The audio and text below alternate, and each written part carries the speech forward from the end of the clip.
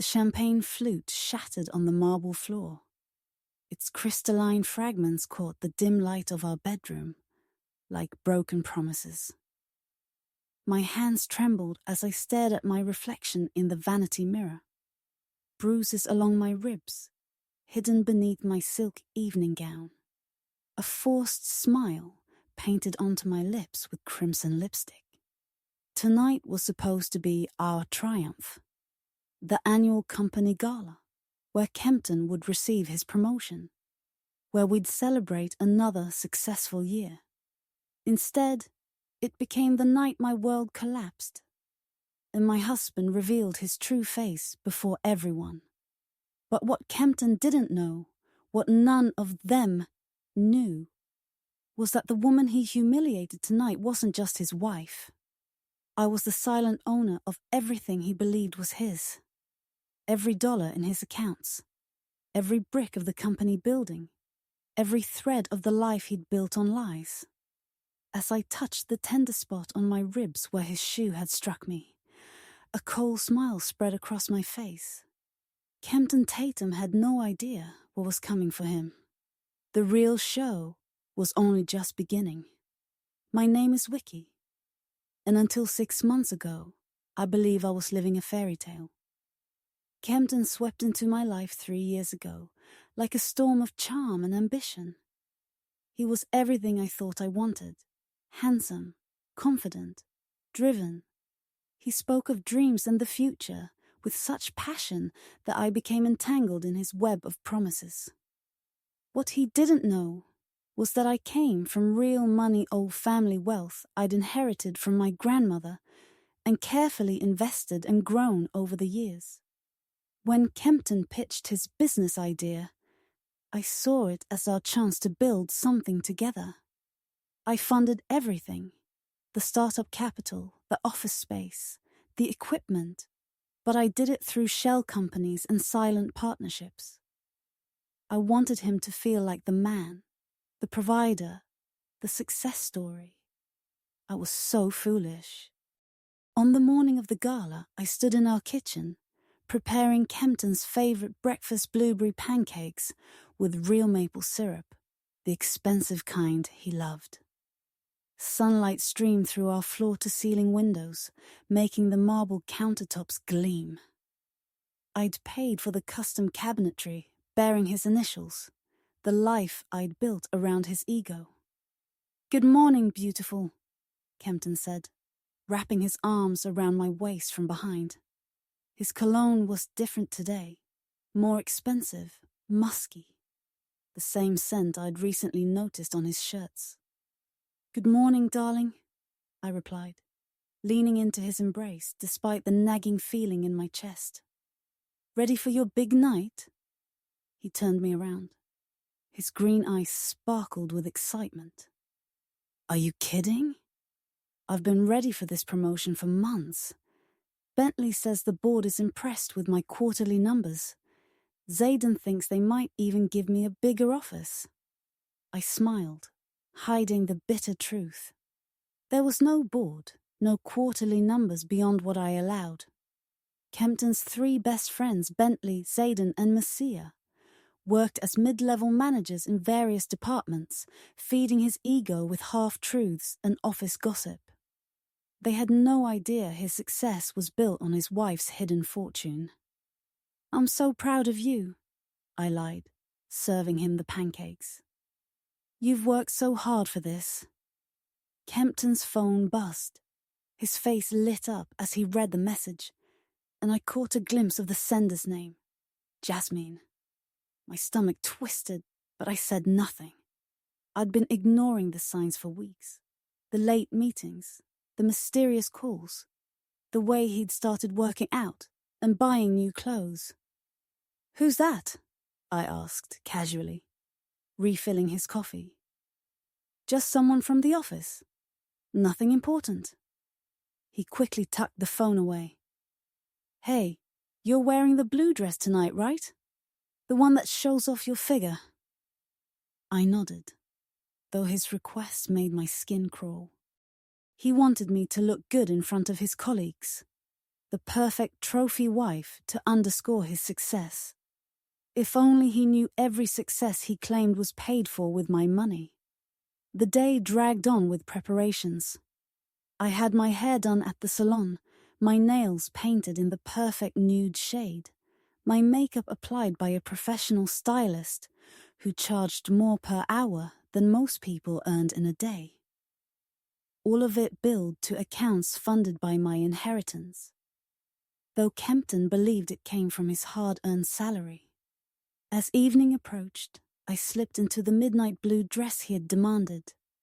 It hugged my curves perfectly, the silk gliding over my skin like a second layer. My grandmother's diamond rings caught the light as I turned in the mirror. I looked like success, like wealth, like everything Kempton wanted to show the world. Inside, though, I felt hollow. The limousine arrived promptly at 7 p.m. Kempton looked stunning in his tailored tuxedo, his dark hair perfectly styled, his smile confident and radiant. He helped me into the car with theatrical gallantry, playing the role of the devoted husband. "You look breathtaking," he whispered in my ear as the limo pulled away from our home. My home, which I fully owned, even though his name was on the deed as a romantic gesture, one I now regretted. "Thank you," I replied, watching the city lights blur past the window. "You look pretty good yourself." The grand ballroom at the Meridian Hotel was decorated in gold and black, elegant and sophisticated. Crystal chandeliers cast warm light over round tables draped in white linen. The company, Logo Kempton's company, as everyone believed, was prominently displayed on screens throughout the room. I recognized most faces. Employees I'd technically hired through intermediaries, managers whose salaries I ultimately paid, executives reporting to a board that answered to firms I controlled. Everyone saw Kempton as their leader, their visionary colleague who'd built something extraordinary from nothing. Kempton's friends Bentley, Zayden, and Messiah joined us. Bentley was tall, with sandy hair and an easy smile. He clapped my husband on the back. "There's the man of the hour. Wiki, you look stunning as always." Zayden was shorter and stockier, with intense brown eyes and rough hands that spoke of his working-class roots. Messiah was the intellectual of the group, always wearing glasses, speaking in measured tones about market trends and business strategies. "Everyone in the office is talking about your big announcement tonight," Messiah said, adjusting his glasses. "They say you're getting the corner office on the 20th floor. Kempton's chest swelled with pride. "Well, I can't confirm or deny anything, but let's just say all that hard work is about to pay off." I smiled and nodded, playing my part. Internally, I wondered what announcement they meant. I hadn't approved any promotions or office changes. Everything significant ran through my hidden network of advisors and legal representatives. "Ladies and gentlemen, please take your seats. Dinner is served." We found our table near the front of the room. Kempton had insisted on the best seats, wanting to be seen by all the important people. I sat beside him, making pleasant conversation with the other wives and partners. We all played our assigned roles in this theatre of entrepreneurial success. And then I saw her. Jasmine entered the ballroom as if she owned it, tall and slender, with chestnut hair that caught the light. She wore a red dress that left little to the imagination. She was dangerously beautiful, the kind of woman who made men forget their vows and women doubt their own worth. Kempton's entire body stiffened beside me. "Who's that?" I asked, though I already knew. "Jasmine Rivers," Bentley answered, before Kempton could speak. She's our new marketing director. Joined about 4 months ago.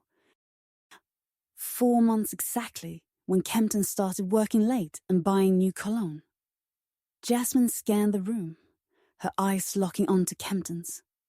He gave her a slow, secretive, intimate smile, one that spoke of shared secrets and stolen moments. "My husband," I said, my voice tight, unable to look away. "Me neither," she replied, striding confidently toward our table. Her heels clicked on the marble floor like a countdown to disaster. "Good evening, everyone," she said, her voice smoky and warm. "Kempton, you look very handsome tonight."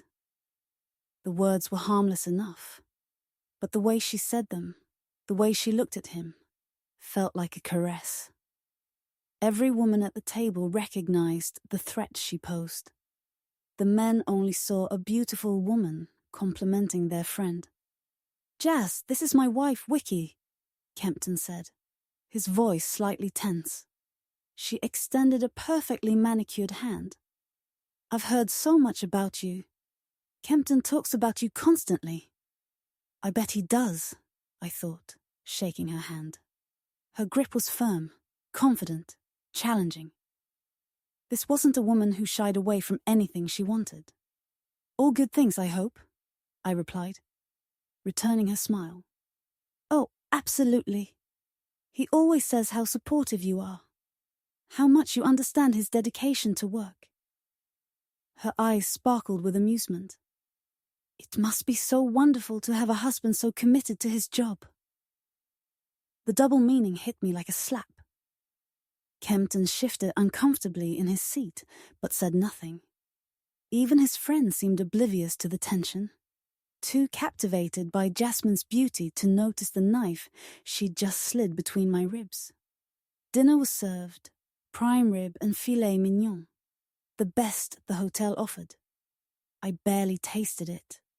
My attention was fixed on the interplay between Kempton and Jasmine, the way they glanced at each other when they thought no one was watching, the way her hand lingered on his arm when she leaned in to whisper something, the way he laughed too loudly, too long at her jokes. By dessert, I felt sick, not from the food, but from the truth I could no longer ignore. My husband was having an affair, and he was parading her in front of me at his own company gala. "Attention, everyone!" the company's master of ceremonies announced from the stage. "It's time for our special announcements." Kempton straightened in his chair, smoothing his tie. This was his moment, his chance to shine before all the important people. He had no idea this moment would become his downfall. "First, let's congratulate our CEO, Kempton Tatum, on another record-breaking year." Applause filled the room. Kempton stood, waved, and basked in the adulation. I clapped politely, though my hands felt heavy as lead.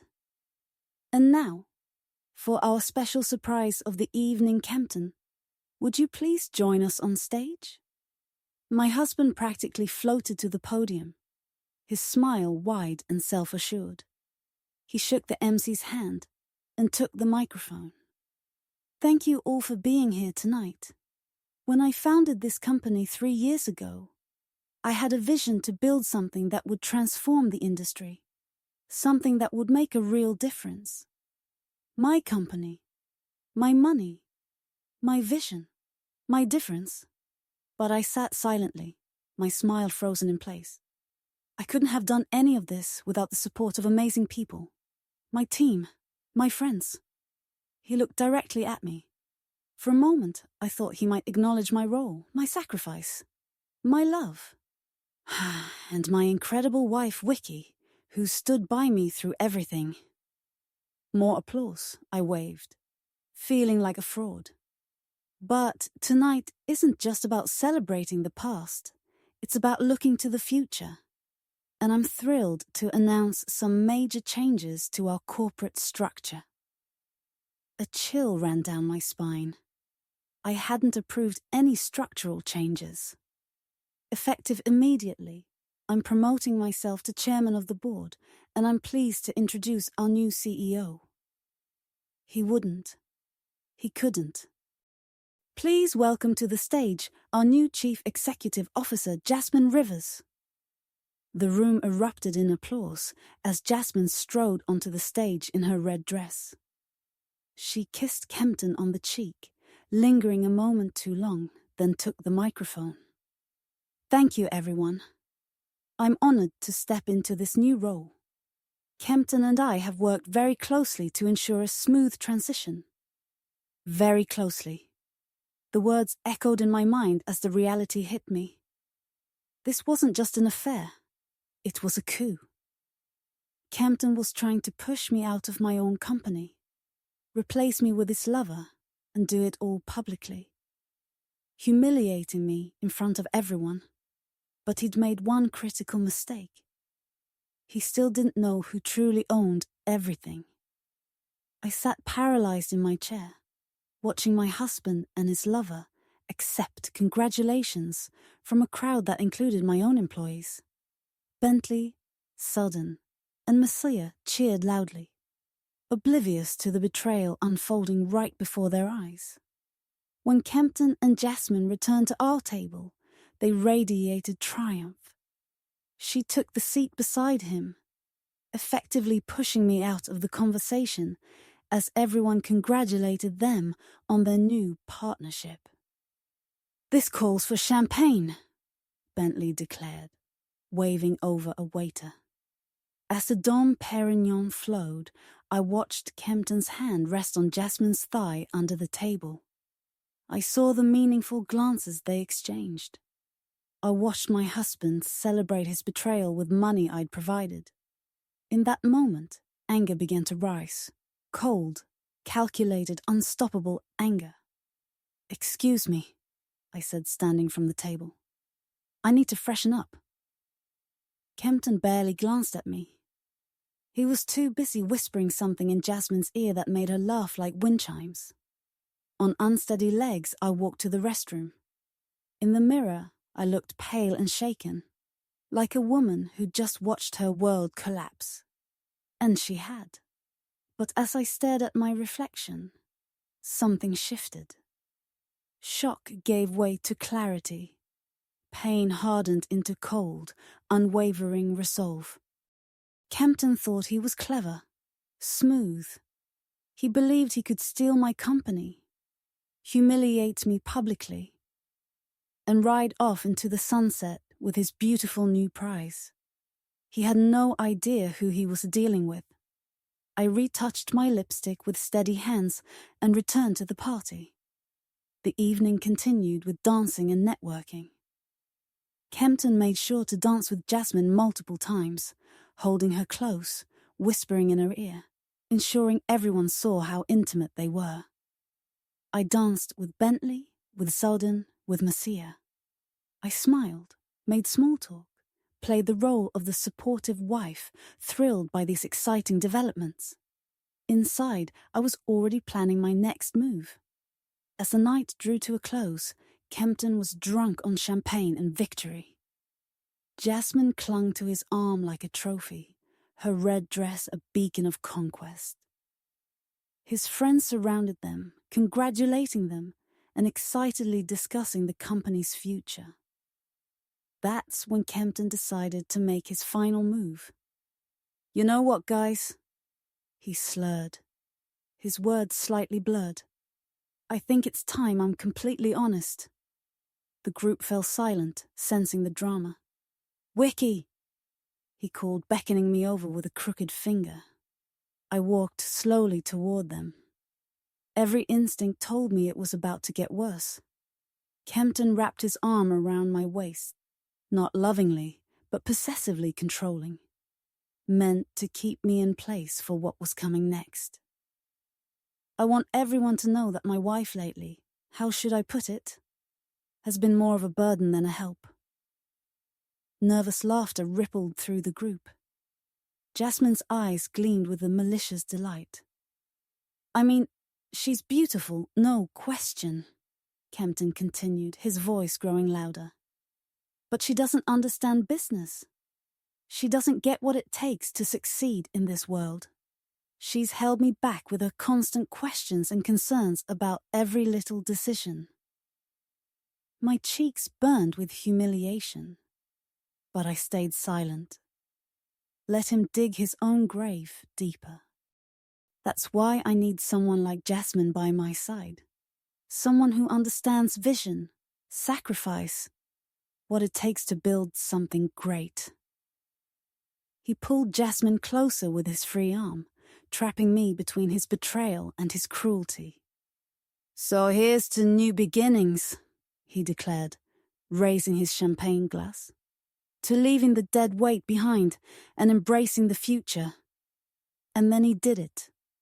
In front of his friends, in front of Jasmine, in front of half the company. Kempton Tatum pulled back his foot and kicked me in the ribs. The impact sent me stumbling backward, gasping in pain and shock. The sound of his shoe striking my body echoed in the suddenly silent group. "Oops," Kempton laughed, not even pretending it was an accident. "Looks like you're in the way again, darling." Bentley, Zayden, and Messiah stared in disbelief. Even they hadn't expected this level of cruelty. But Jasmine smiled as if she'd just witnessed the most beautiful sunset. I placed a hand on my ribs, feeling the fire of pain spread through my torso. Tears of humiliation and rage burned in my eyes, but I refused to let them fall. "You're right, Kempton," I said quietly, my voice steady, despite the storm inside me. I was in the way, but not anymore. I turned and walked away from the group, from the party, from the husband who'd just shown me exactly who he was. Behind me, I heard nervous laughter and excited chatter as Kempton and his friends returned to their celebration. They had no idea what they'd just unleashed. The limousine ride home was silent, except for Kempton's occasional drunken laughter as he texted someone, probably Jasmine. I sat as far from him as possible. My ribs ached with every bump in the road. The physical pain was nothing compared to the emotional devastation, but both fueled the cold fire growing in my chest. "You know, Wiki," Kempton slurred as we pulled into our driveway, "tonight went even better than I imagined. Jasmine was incredible up there, wasn't she? So professional, so competent, nothing like your wife." "You finished that sentence for me," I said. He laughed. "Well, you said it, didn't you?" The limo stopped at the gate. Kempton fumbled with his wallet to tip the driver, and I used the moment to slip out of the car and hurry into the house. My hands trembled as I unlocked the front door, not from fear, but anticipation. Kempton staggered up the driveway behind me, still giggling about his triumph.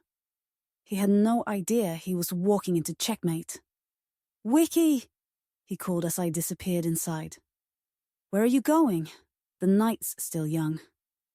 "I thought we could really celebrate. Maybe call Jasmine over." I slammed the door in his face and turned the lock. "Wiki!" His voice muffled through the thick oak. "What are you doing? Open up." I didn't answer. Instead, I calmly walked through my house. My house, which I fully owned, and out to the backyard, where the security panel was hidden behind the garden shed. With steady fingers, I entered the code that activated the electronic gate locks. A soft beep confirmed it. Kempton was now locked out of my property. Back inside, I poured myself a glass of wine and settled into the living room. As I listened to Kempton's increasingly frustrated attempts to get my attention, "Wiki, come on, this isn't funny. Open the damn gate." I took a sip of wine and began making calls. The first was to my lawyer, Jaciel Mills. Despite the late hour, he answered on the second ring.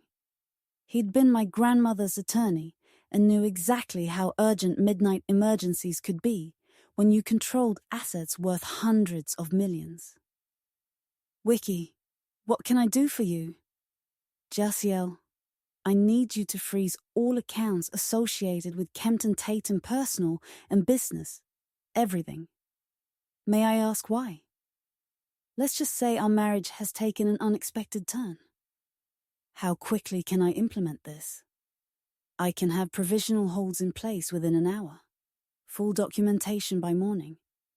Are you sure? I'm fine. Just disappointed in my choice of husband. Handle everything.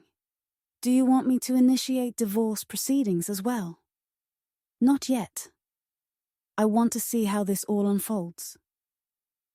The second call went to my security firm. Within 30 minutes, they'd replace every lock, reset all security codes, and install additional cameras. Kempton's keys and codes would be worthless. The third call went to my private investigator, someone I'd hired 3 months ago when I first suspected Kempton's infidelity. Margaret Stone had been gathering evidence ever since. Margaret, it's Wiki. I need everything you have on Kempton and Jasmine Rivers photos, recordings, documentation, everything. I've got enough, Margaret's raspy voice confirmed. Hotel receipts, credit card statements, some very intimate photos. When do you need it? Tomorrow morning. I'm heading into the office early. I'll have it delivered to your house by 7 a.m. Outside, Kempton was still pounding on the gate, his voice growing angrier and more desperate. Wiki, this is insane. Let me in. It's my house too. Actually, it wasn't. The deed was solely in my name. A romantic detail I'd arranged during our engagement to make him feel secure and loved. Now, it was the first weapon in my arsenal. I finished my wine and headed to the bedroom. Kempton's clothes still hung in the closet. His cologne sat on the bathroom shelf. His gifts were scattered throughout the house. By tomorrow night, all of it would be gone. I changed into comfortable pajamas and looked out the bedroom window. Kempton had given up on the gate and now sat in his BMW in the driveway, cursing into his phone. Probably calling Bentley or one of his other friends to figure out what had gone wrong. Let him wonder. I took a long hot bath, letting the warm water soothe my bruised ribs. The physical marks of Kempton's betrayal would fade, but the emotional scars would take longer. Yet, as I soaked, I felt something I hadn't felt in months. Power. For too long, I'd been the silent partner, the hidden supporter, the woman behind the man. Tomorrow, Kempton would learn exactly who held the real power in his carefully constructed world. I slept better that night than I had in weeks. At 6 a.m., I was awakened by the honking of Kempton's car and his swearing outside my bedroom window. He'd spent the entire night in his BMW. And judging by his appearance when I peeked through the curtains, it hadn't been comfortable.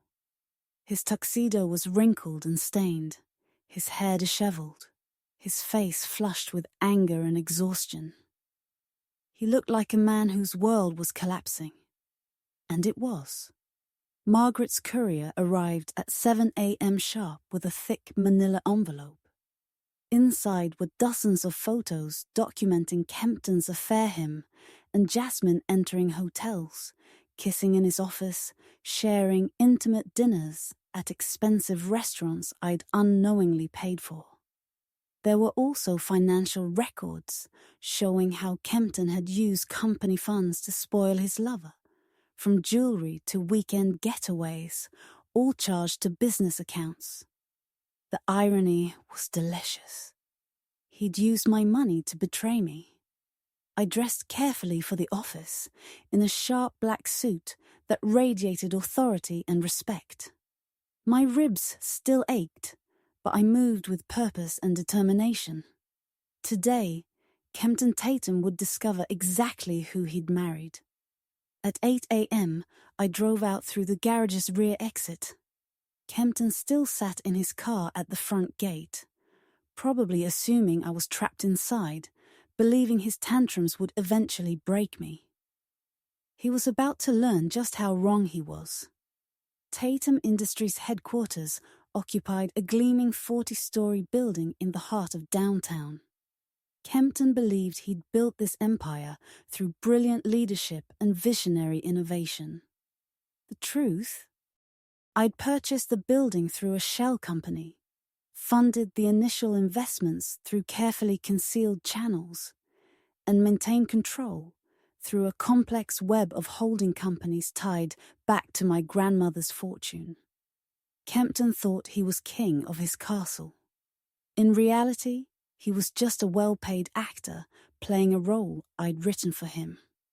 I arrived at the office before most employees and took my private elevator to the executive floor. Frank, the friendly older security guard, tipped his hat respectfully. "Good morning, Miss Tatum. You're early today." "Big day, Frank. Is the conference room ready?" "Yes, Mom."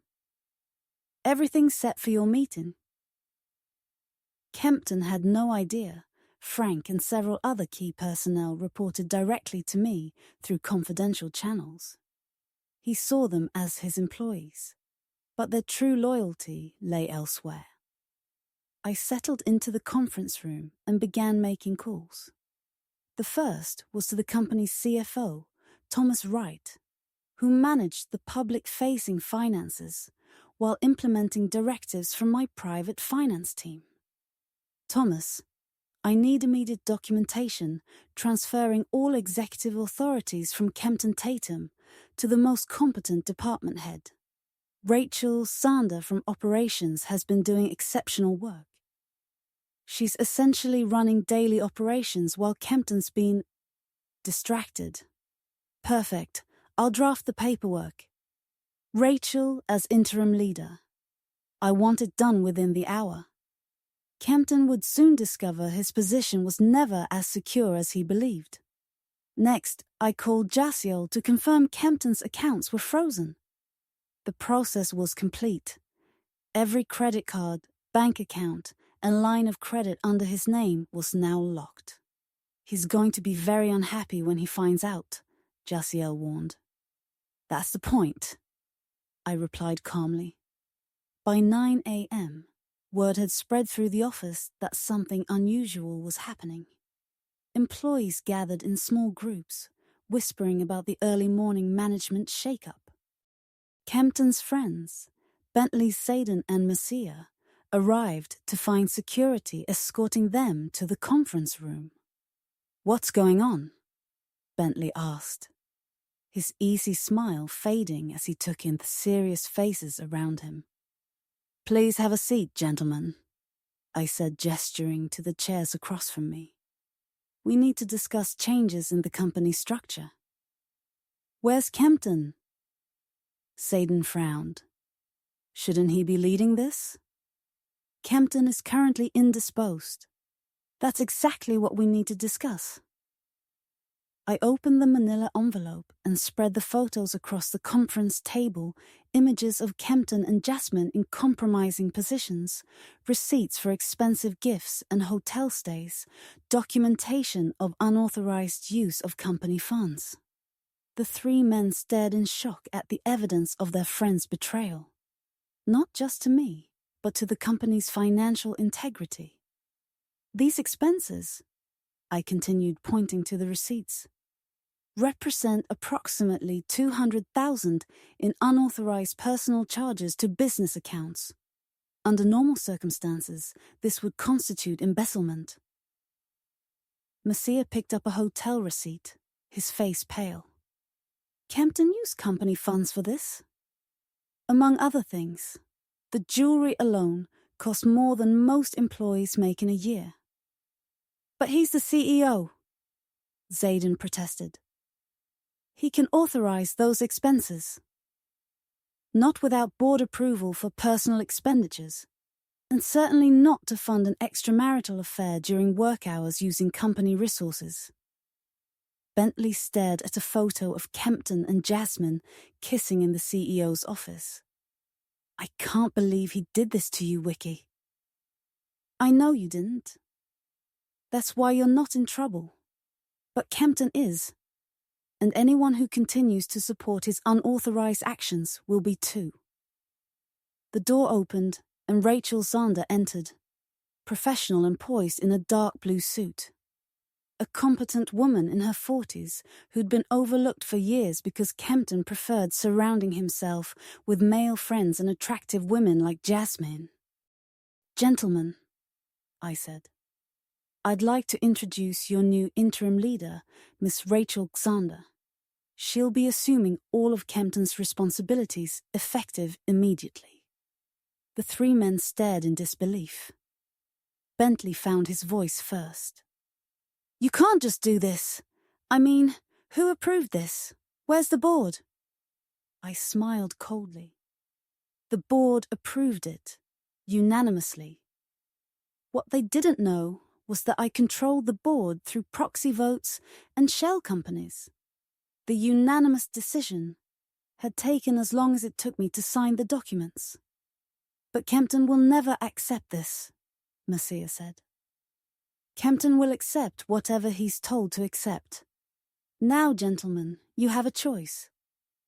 You can support the new management structure and continue your careers here, or you can stand by Kempton and face the consequences of supporting someone who embezzled company funds to finance an affair.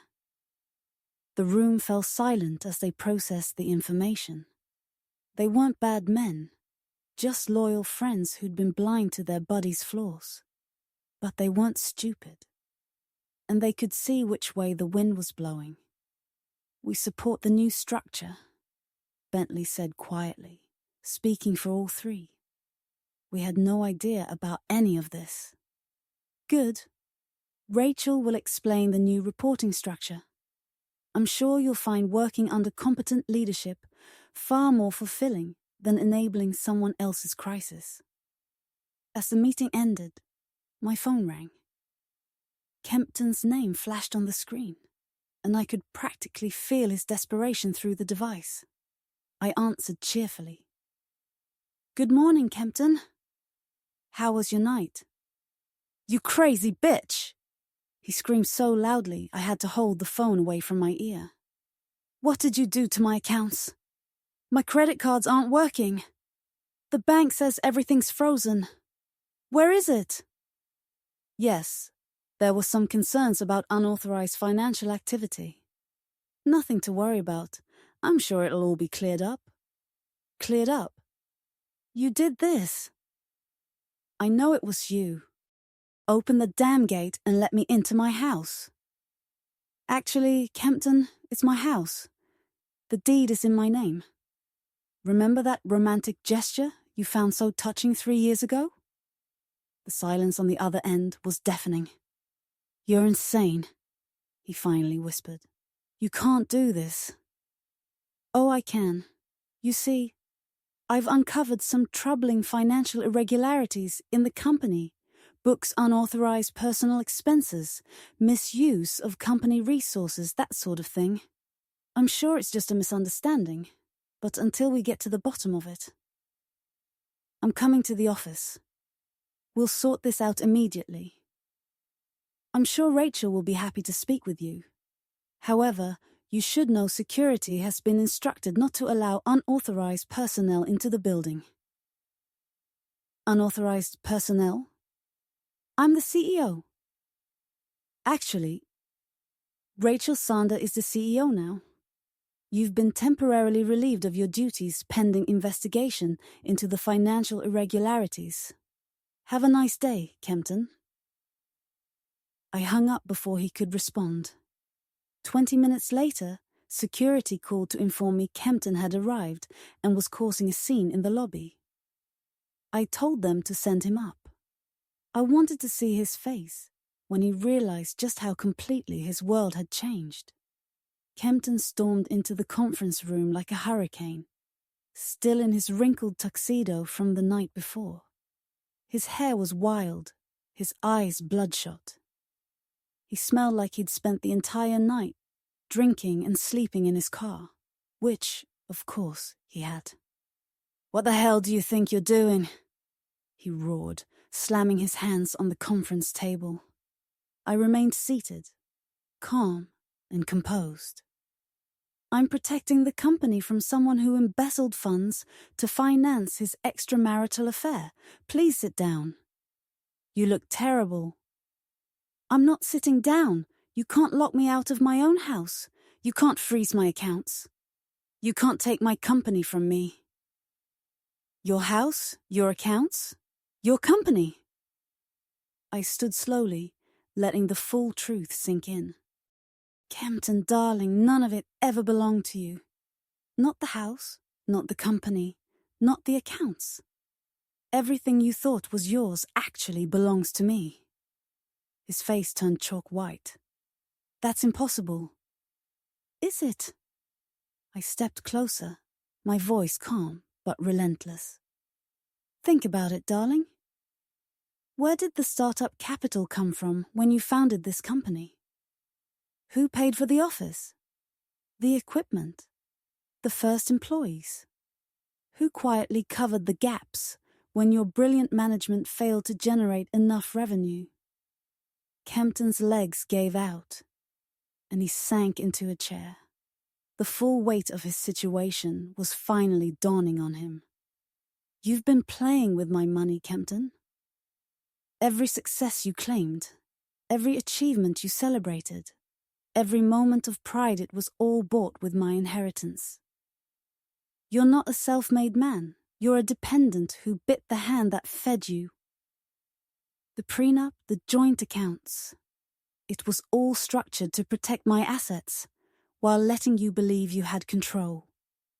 My lawyers know exactly what they're doing." Kempton stared at me in horror. "You've been lying to me for 3 years. I've been protecting you for 3 years. I let you believe you were successful because I wanted you to feel good, because I loved you and wanted our marriage to work.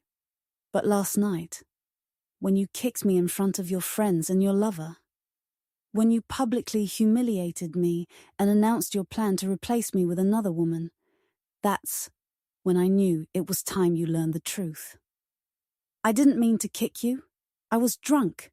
I was excited. You meant every word, every action. You called me dead weight, Kempton. You said I was holding you back. You physically assaulted me and then laughed about it. That wasn't the alcohol. That was the real you finally showing through." Kempton's face crumpled.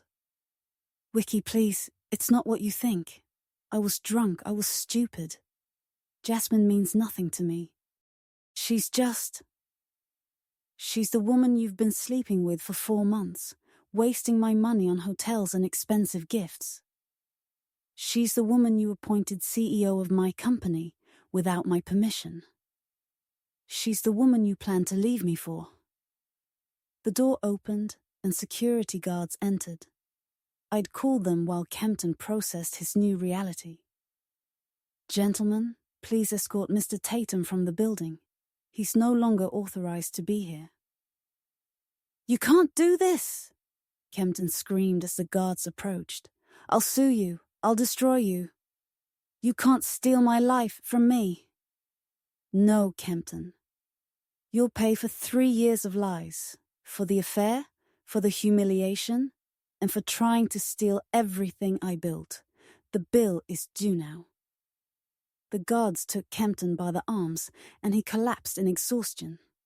As they led him to the door, he shot me a look full of rage and desperation. "This isn't over, Wiki. You'll pay for this." "No, Kempton, you'll pay." After Kempton was removed, I sat alone in the conference room for several minutes, letting the silence wash over me. Phase 1 was complete. My husband had learned his entire life was built on foundations he'd never controlled. But this was only the beginning. I picked up the phone and called Margaret. Phase 2 begins. At 3 p.m., The police arrived at my house just as I returned from a very productive day at the office. 2 officers stood on the porch, Kempton beside them, his wrinkled tuxedo replaced by worn jeans and a t-shirt that had seen better days. His face lit up with triumphant malice when he saw me get out of the car. "There she is." Officer Zander, a middle-aged woman with kind eyes and a no-nonsense attitude, stepped forward. "Ma'am, we've received a complaint regarding a domestic dispute. Your husband claims you've illegally denied him access to his residence and financial accounts." I smiled politely and reached into my handbag. "Of course, officer. I have all the documents right here." Kempton's confidence began to waver as I pulled out a manila folder. "This is the property deed proving sole ownership. These are bank statements showing all accounts are solely in my name. And this is a temporary restraining order I filed this morning due to threatening behavior." Officer Zander reviewed the documents carefully while her partner kept a watchful eye on Kempton. The longer she read, the paler Kempton's face became. I don't understand," he stammered. "We're married. We bought this house together. Those are joint accounts." "Actually, sir," Officer Zander said without looking up, "according to these legal documents, Miss Tatum is the sole owner of this property. Additionally, she obtained a temporary restraining order this morning due to verbal threats and physical violence." "Physical violence? I never—" "You kicked me in the ribs at the company gala last night," I said calmly, opening my blouse just enough to reveal the edge of the purple bruise spreading across my ribs. The officers exchanged glances. "Ma'am," Officer Zander said, handing back the documents, "you have every right to deny access to your property, especially with a valid restraining order. Sir, you'll need to find alternative accommodations. If you violate this order, you'll be arrested." Kempton stared at me in disbelief. "You're destroying my life." "No, Kempton. I'm preventing you from destroying mine." As the police car drove away, Kempton stood alone, in my driveway, lost and defeated. I felt a flicker of pity almost, but then I remembered his laughter as he kicked me, Jasmine's smile over my humiliation, the years of lies and deception. My compassion evaporated like morning mist. Inside the house, I poured myself a glass of wine and called Jaciel. The police visit went perfectly. Kempton is officially homeless and just learned the law doesn't care about his feelings. Good. I've also processed the company account freezes. All financial resources of Tatum Industries are now under your direct control pending the embezzlement investigation. How long until Kempton fully grasps the extent of his situation? I'd say about 24 hours. Once word spreads through the business world that he's been stripped of all authority and is under investigation for financial misconduct, his reputation will be ruined. Perfect. And what about Jasmine Rivers? Ah, yes. I did a little digging. Very interesting past. She's been involved in several similar situations, targeting married executives as lovers, then positioning herself for promotions or financial gain. It's her pattern. So Kempton isn't her first victim. Far from it. She's a professional homewrecker. I have documentation of at least 3 previous cases where she destroyed marriages for financial advantage. The irony was delicious. Kempton thought he'd found true love. In reality, he'd fallen for a woman who'd made a career of seducing and manipulating married men. He wasn't special. He was just another target. That evening, I sat in my living room with a good book and an even better bottle of wine, enjoying the peace of my Kempton-free home. Around 9 p.m., my security cameras detected movement in the driveway. I switched to the live feed and saw Kempton stumbling across my property, clearly drunk and increasingly agitated. He was talking to himself, gesturing wildly, occasionally kicking the gate or throwing rocks at the windows. I dialed 911. "What's your emergency?" "This is Wiki Tatum at 247 Hillcrest Drive. My estranged husband is violating his restraining order by trespassing on my property while intoxicated." Police arrived within 10 minutes and found Kempton unconscious on my lawn. They arrested him for violating the restraining order and public intoxication. As they loaded him into the squad car, he looked up at my bedroom window, full of hate that sent a shiver down my spine. But I wasn't afraid. I was electrified. The next morning brought new developments.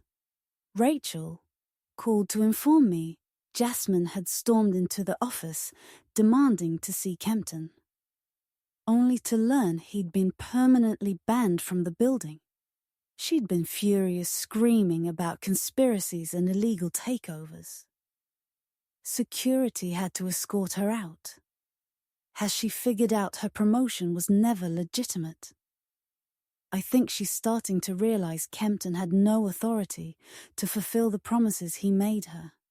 She's been calling his phone all morning, but since he's in jail. Perfect. Let her sweat for a while. Has the staff adjusted to the new management structure? Better than expected. Honestly, Wiki, I think people are relieved. Kempton had become increasingly unpredictable these past few months. His affair wasn't as secret as he thought. Most suspected something was going on. That afternoon, Kempton was released on bail and immediately called me. His voice sounded desperate. "Wiki, please, we need to talk. I spent the night in jail because of you. This has gone too far, hasn't it?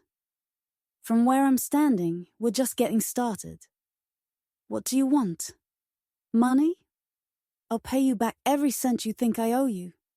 Just stop this madness. What I want is for you to understand exactly what you threw away. I want you to recognize that every moment of happiness you experienced in our marriage was a gift from me, and you repaid it with betrayal and humiliation. I get it. Okay, I made mistakes. But destroying my entire life won't help you. Actually, Kempton, it already is. That evening I decided to take a drive. I parked across from a modest apartment complex where my private investigator had tracked Kempton's current whereabouts. Through the thin walls I heard raised voices. Kempton and Jasmine were having a spectacular argument. "You promised I'd be safe," Jasmine screamed. "You said we'd run the company together. I thought I could. How was I supposed to know Wiki controlled everything? She's been lying to me for 3 years. And what happens now? I quit my last job for this opportunity. I turned down other offers because you convinced me we had a future together. We have a future. This is just a setback. With what money, Kempton? Your accounts are frozen. You're homeless. You can't even get into your own office building." I smiled in my car as I watched their relationship crumble under the weight of reality. Jasmine hadn't fallen for Kempton. She'd fallen for the lifestyle she thought he could provide. Now that the money was gone, her true feelings were showing. The argument lasted another hour before Jasmine stormed out of the apartment and drove off in her red Porsche. Probably a gift from Kempton, paid for with my money. Through the window, I could see Kempton alone in the shabby furnished apartment, his head in his hands. For 3 years, he'd lived like a king in my castle. Now he was discovering his true worth in the real world. 2 weeks passed in relative peace. Kempton tried contacting me multiple times, alternating between tearful apologies and angry threats. I ignored it all. Jasmine had apparently decided to cut her losses and move to another city, leaving Kempton to face his consequences alone. The business world buzzed with gossip about Kempton's spectacular fall from grace. The story had everything: sex, betrayal, financial misconduct, and a powerful woman's revenge. I became something of a minor celebrity in certain circles. The scorned wife who turned out to be the true power behind the throne. But I wasn't finished yet. Jasiel called with news that made my day perfect. The IRS has launched a formal investigation into Kempton's tax returns. Apparently, he's been claiming personal expenses as business deductions for years. How serious is his problem? Potentially several years in federal prison and hundreds of thousands in fines and back taxes. The man's been living so far beyond his means, he forgot the resources were never actually his. That afternoon, as I left a downtown lunch meeting, I spotted a familiar figure across the street. Kempton stood outside a pawn shop, apparently just selling something valuable. He looked terrible, unkempt, in wrinkled clothes, with the posture of a man who'd lost everything. A part of me felt a pang of pity. This was the man I'd loved, the man I'd planned to spend my life with. Seeing him pawn his possessions for cash truly hurt. But then I remembered the sound of his shoe hitting my ribs. His laughter afterward, the way he'd held Jasmine and called me dead weight. The pity vanished as quickly as it had come. That evening, as I enjoyed a quiet dinner at home, the doorbell rang. I checked the security camera and saw a woman I didn't recognize, middle-aged, elegantly dressed, with the air of someone accustomed to authority. I opened the door, keeping the chain on. "Can I help you, Mrs. Tatum?" "My name is Barbara Rivers. Jasmine Rivers is my daughter." My blood ran cold. I unhooked the chain and opened the door fully. "Please come in." Barbara Rivers was an elegant woman who reminded me of my own mother, sophisticated, intelligent, and clearly not someone to be trifled with. She accepted my offer of coffee and settled confidently into my living room as if the space belonged to her. "I suppose you're wondering why I'm here," she began. The thought had crossed my mind. My daughter has a pattern. She targets successful married men, seduces them, destroys their marriages, and moves on to the next victim. You're not the first woman she's done this to, and unfortunately, you probably won't be the last.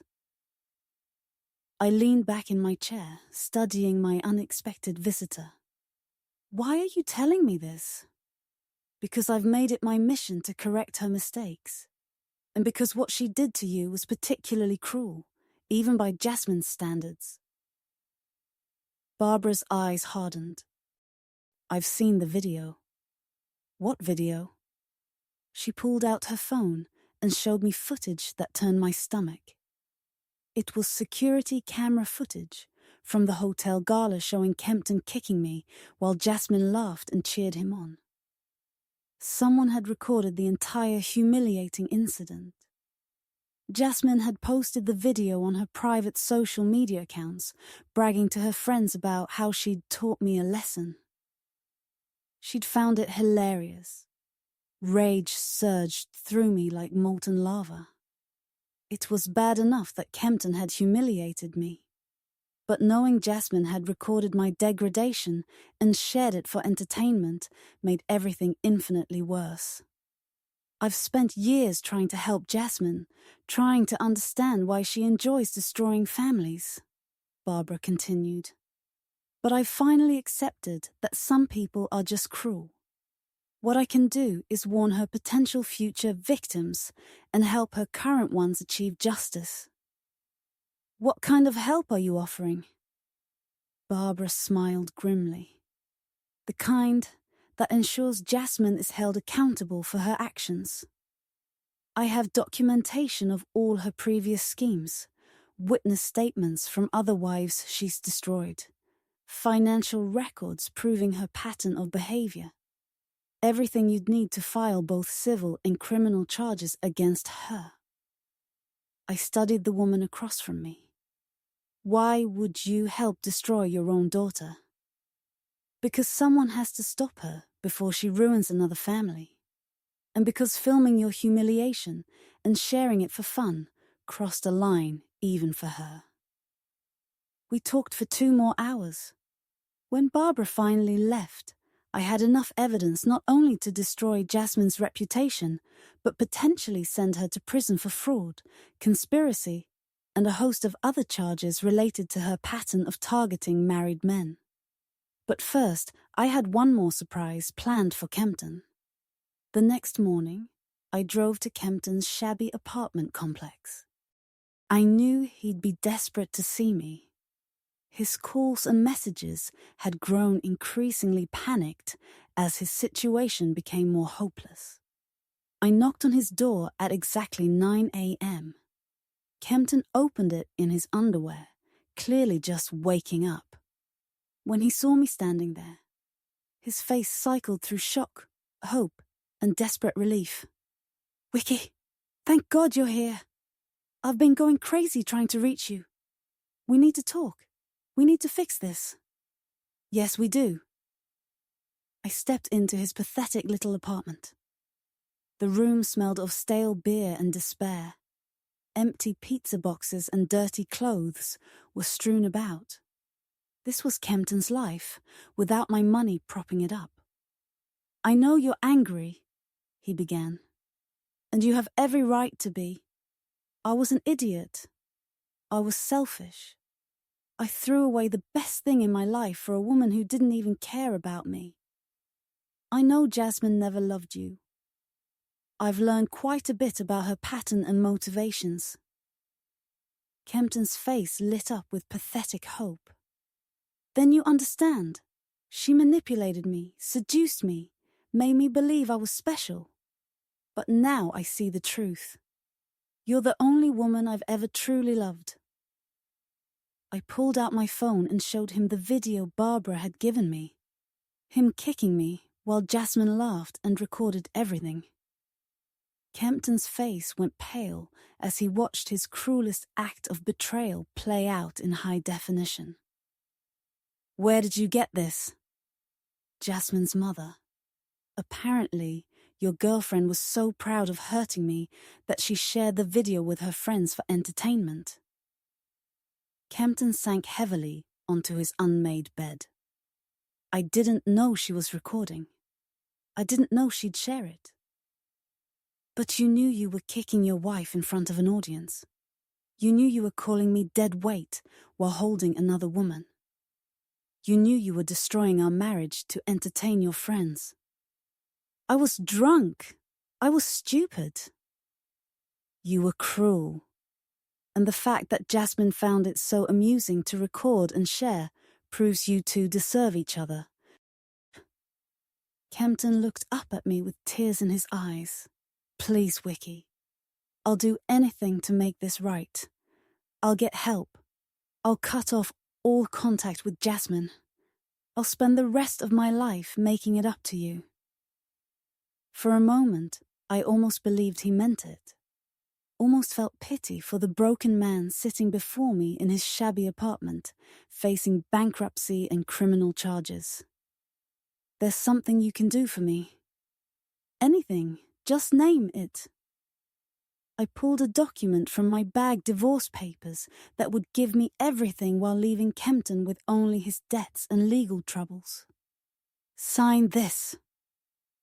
Kempton stared at the papers with growing horror. This gives you everything. The house, the company, all the assets. It leaves me with nothing. I can't sign this. It would destroy me completely." I stood and smoothed my skirt. "Then don't. Fight me in court." Try to claim half the assets you never owned, half a company you never built, half a fortune you never earned.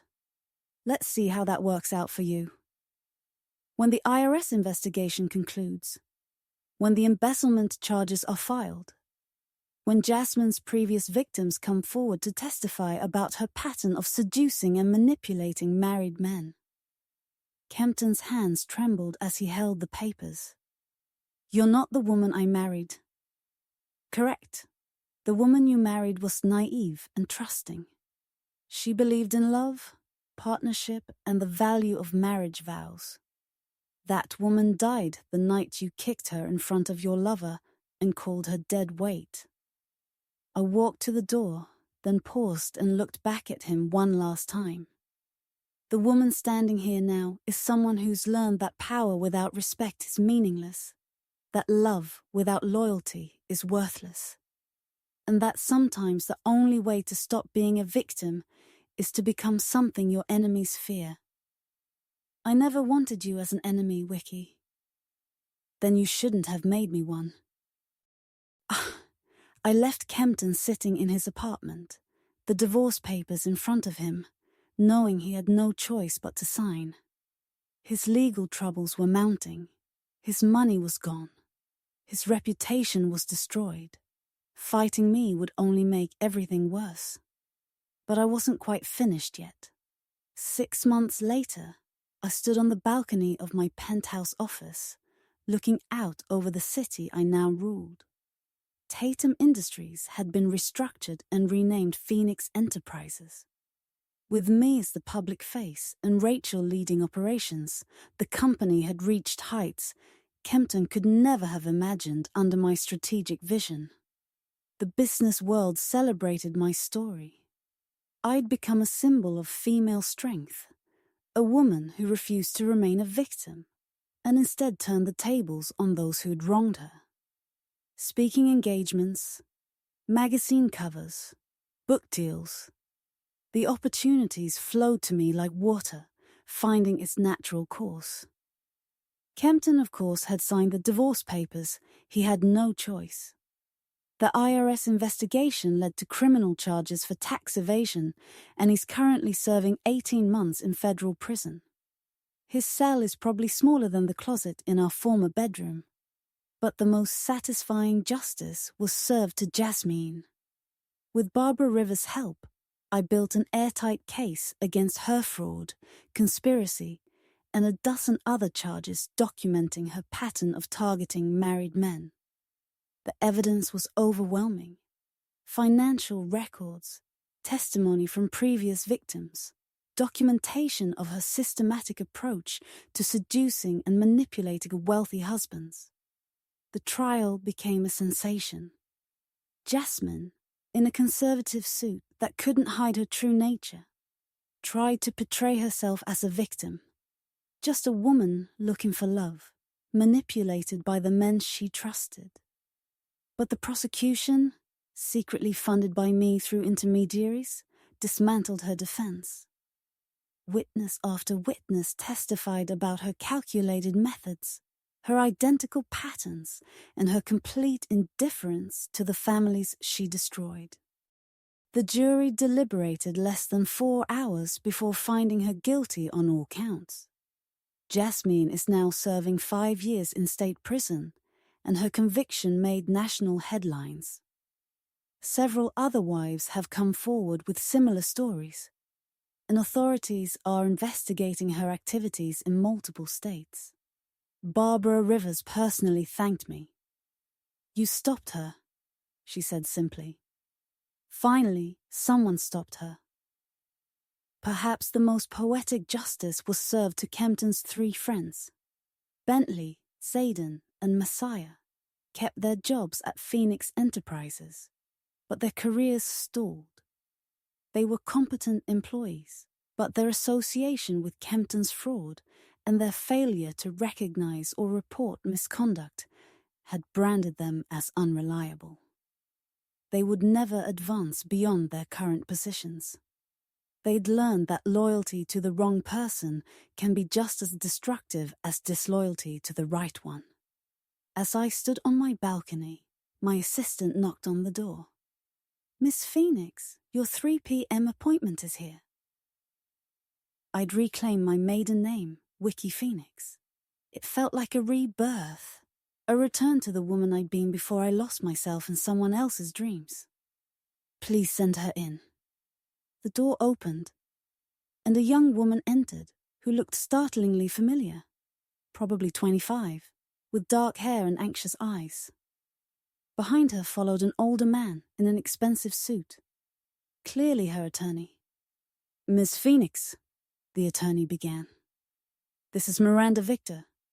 She's in a situation very similar to what you experienced with your ex-husband." I gestured to the seats. "Tell me about it." Miranda's story was hauntingly familiar. A wealthy young woman who'd fallen for a charming man, supported his business ventures, stayed in the background, only to discover he was cheating on her with multiple women while planning to divorce her and claim half of everything she owned. "I saw your story in the news," Miranda said softly. "I saw how you fought back. I need to know, is it possible? Can someone like me really stand up to someone like him?" I smiled and reached for a notepad. "Miranda, let me tell you something I learned the hard way. Power that remains hidden is power that can be stolen. It wasn't just about destruction or revenge. It was the complete transformation that brought me the greatest triumph. It wasn't just overcoming Kempton and his deception, but elevating myself into a woman determined not only to reclaim what was hers, but to change a world that had deemed her too weak to fight back. 6 months later, I stood on the balcony of my penthouse office, gazing over the city I now commanded. Tatum Industries had been restructured and reborn as Phoenix Enterprises, with me as its public face and Rachel at the operational helm. The company had soared under my strategic vision to heights Kempton could never have imagined. I had transformed the pain of betrayal into power, and used the collapse of my marriage to build something far greater. I'd become a symbol of female strength, a woman no longer a victim, but the author of her own story. Celebrated by the media, I now served as an ambassador for other women seeking that same strength-speaking engagements, book deals, magazine covers flowing, to me like water finding its course. Kempton had signed the divorce papers. He'd had no choice. The IRS investigation led to criminal charges for tax evasion, and he's currently serving 18 months in federal prison. Jasmine, on the other hand, lost not only her career, but her freedom. With Barbara Rivers' help, I built an airtight case against her fraud, conspiracy, and a series of additional charges. Her trial became a media spectacle, sparking public outrage. Jasmine tried to play the victim, but the evidence was overwhelming. The jury found her guilty in under 4 hours. She's now serving 5 years, and more victims continue to come forward. Standing on my balcony in reflection, my assistant entered with news of a new appointment. A name on my phone screen made my heart skip. Not Kempton, but another woman battling her own betrayal. Her story echoed my painful past. "Will you help me?" she asked softly, with the same uncertainty I once felt. And so my journey continued. I helped other women find their strength, rise up, and raise their voices in a world that constantly tried to silence them. I taught them that true power lies not just in destroying your enemies, but in transforming yourself into someone no one can ever doubt again. Kempton is now serving another sentence, and I know he still doesn't understand what truly happened. That he still believes he lost something that was never his to begin with. But that's okay. He's learned his lesson, and I've completed my final revenge against him and everyone else who ever underestimated me.